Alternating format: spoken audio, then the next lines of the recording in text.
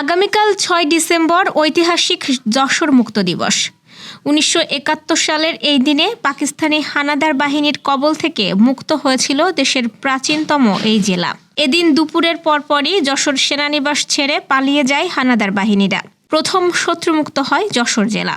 দিবসটি যথাযোগ্য মর্যাদায় উদযাপনের লক্ষ্যে আগামীকাল শনিবার জেলা প্রশাসন বিশেষ কর্মসূচি গ্রহণ করেছেন বলে জানিয়েছেন যশোরের জেলা প্রশাসক আশেক হাসান।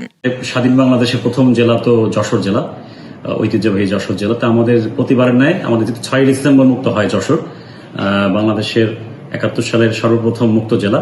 সেই হিসেবে আমরা এবছর একই রকম কর্মসূচি নিয়েছি। আমরা একটু করে ব্যতিক্রম করব। আমাদের যেহেতু পতাকা উত্তোলন করা হয়েছিল এই কালেক্টরেট ভবন থেকে, আপনারা সবাই জানেন, তো সেই কালেক্টরেট ভবন থেকে যেহেতু পতাকা উত্তোলন করা হয়েছিল, আমি অ্যাজ এ কালেক্টর আমি চিন্তা করছি যে আমাদের এবছর সবার সাথে আলোচনা করে সিদ্ধান্ত নিয়েছি যে আমরা ৬ ডিসেম্বর প্রথমে জাতীয় সঙ্গীতের সাথে জাতীয় পতাকা উত্তোলন করা হবে। পতাকা উত্তোলন করে তারপর আমরা একটা বিজয় র্যালি করব। এখানে সর্বস্তরের লোকজন অংশগ্রহণ করবে এবং একটা বিজয়ের যে উদযাপন সেটা আমরা করবো ইনশাল্লাহ। এই হচ্ছে আমাদের কর্মসূচি। এছাড়াও মহান বিজয়ের মাস উপলক্ষে যশোরে জেলা প্রশাসন, স্থানীয় সামাজিক সাংস্কৃতিক সংগঠন সহ বিভিন্ন সংগঠন মাসব্যাপী কর্মসূচি পালন করছে।